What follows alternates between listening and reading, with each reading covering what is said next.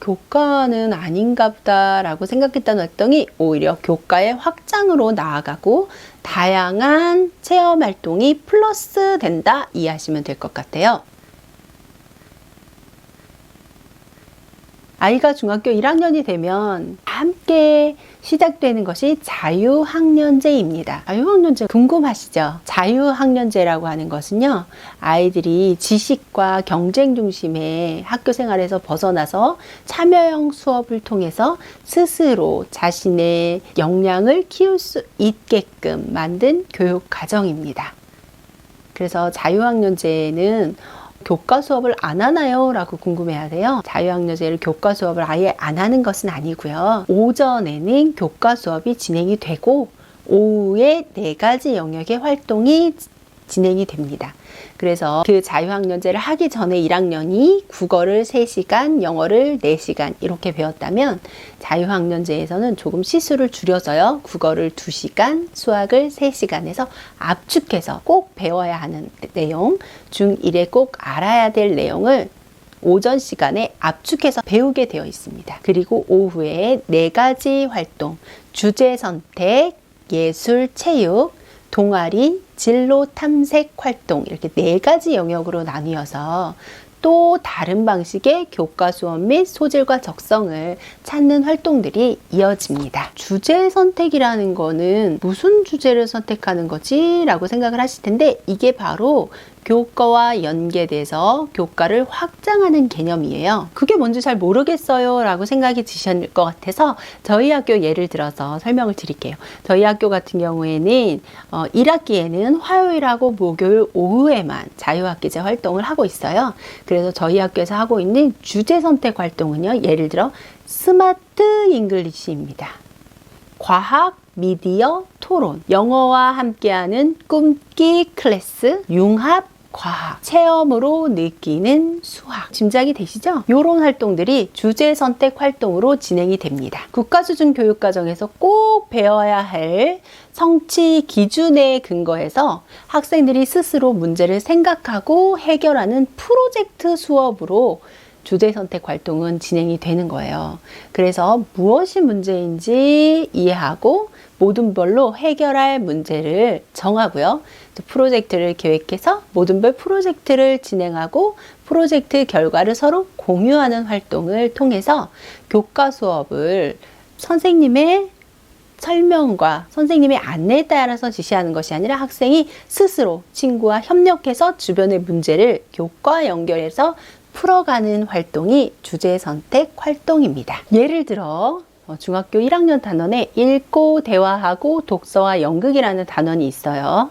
이것은 성취 기준이 적절한 근거를 들어서 주체적인 관점에서 작품을 해석하고 평가할 수 있다. 또 듣기 말하기는 의미 공유의 과정을 이해하고 듣기 말하기 활동을 할 수 있다라는 게 아이들이 이뤄내야 할 성취 기준이에요. 그러면 이것을 위해서 시대 상황을 반영을 해서 난민, 학교폭력, 4차 혁명을 주제로 단계별 융합 수업을 진행한 후에 디베이트로 발전시켜서 생각 근육을 강화합니다. 또 독서와 디베이트를 통해서 학생 맞춤형 피드백을 제공하고 개인의 성장 과정을 평가하고 기록합니다.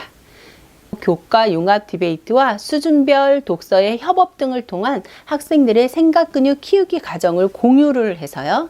자유학기 및 연계학기에 적용하고 이를 지역사회에도 확산하게끔 이렇게 주제 선택을 하나를 정해서 교과와 연합해서 확장시켜 나가는 것이 자유학기의 특징입니다. 주제 선택 활동은 이렇게 이루어지고요. 그러면 예술 체육 활동은 어떻게 이루어질까요? 예술 체육 활동은 저희 학교에서는 즐거운 스포츠, 또 웰빙 스포츠 교실, 스포츠 스태킹의 이해, 컵스택, 포켓볼반 이런 식으로 다양한 예술 활동이 아이들에게 주어지고요. 동아리 활동도 있습니다.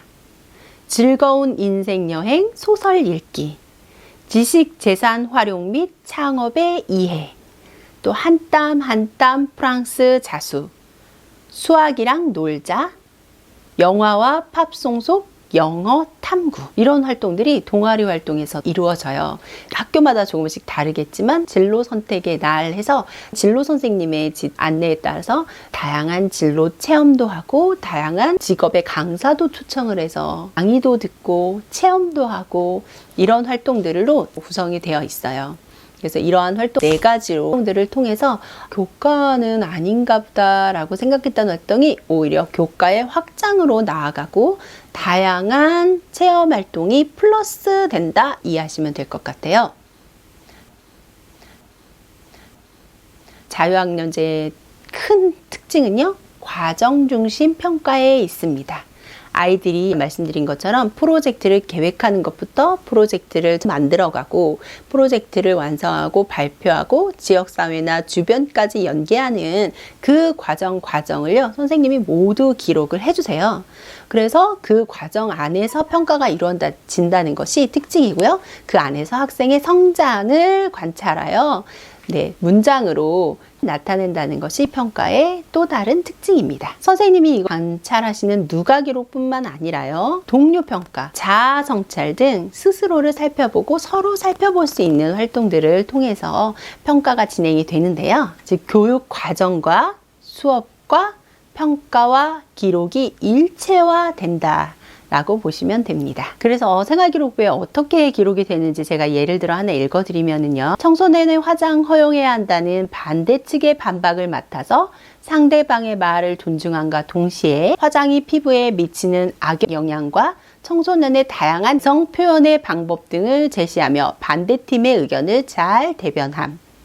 인공지능의 개발은 인간의 존엄을 훼손한다 논제에서는 초점, 반박을 맡아 활약했는데 초점의 경우 자연스러운 발성과 흥미로운 에피소드를 통해 감성적으로 배심원을 설득함.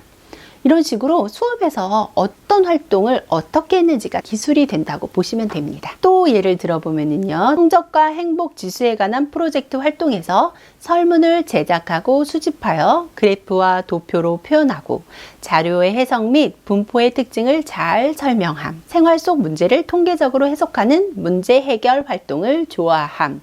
이런 식으로요. 어떤 활동을 했는지 그리고 그 활동 중에서 어떤 성장이 있었는지를 잘 볼 수 있는 것이 자유학년제의 특징입니다. 그래서 배우는 내용이 줄어들지는 않을까요? 라고 고민을 하시는데 지금 말씀드린 것처럼 교과가 연합되고 확장되는 과정이 반드시 들어가기 때문에 배우는 내용이진 않습니다. 스스로 문제를 해석하고 해결하는 과정을 통해서 오히려 자신의 역량을 키울 수 있는 기회가 된다고 하네요. 교과 시간에는 중학교에서 꼭 배워야 될 교과 내용을 수업하고요. 자유학년제 시간에는 다양한 경험을 통해서 소질과 적성을 개발하게끔 1학년이 운영이 됩니다. 시험을 안 보는데 2학년 때부터 괜찮을까요? 라고 고민을 또 하시는데요. 오히려 시험 문제를 많이 푸는 연습보다는 깊이 생각하고 혼자서 사고하는 능력을 기르기 때문에 오히려 시험에도 도움이 된다고 합니다. 그래서 자유학년제를 해서 학생들이 실제로 자신이 성장했다고 느낄까요?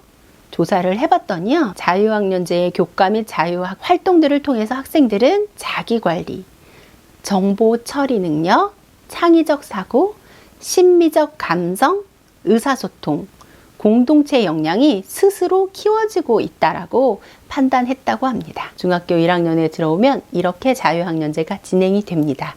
어머님들이 자유학년제 너무 노는 거 아니야 라고 하셨던 고민들이 자유학년제에 대한 설명을 통해서 해소가 됐으면 좋겠고요. 아이들이 이렇게 내가 점점점 성장하는구나 라는 것을 느낄 수 있고 자신의 소질이 뭐지 적성이 뭐지 한번 고민해 볼 수 있는 그런 아주 귀한 시간이니까요. 부모님들께서도 이때 아이들의 소질, 적성을 같이 탐색해 보시는 귀한 시간으로 활용했으면 합니다. 오늘은 중학교 1학년 자유학년제 안내였습니다. 중학탐구생활입니다.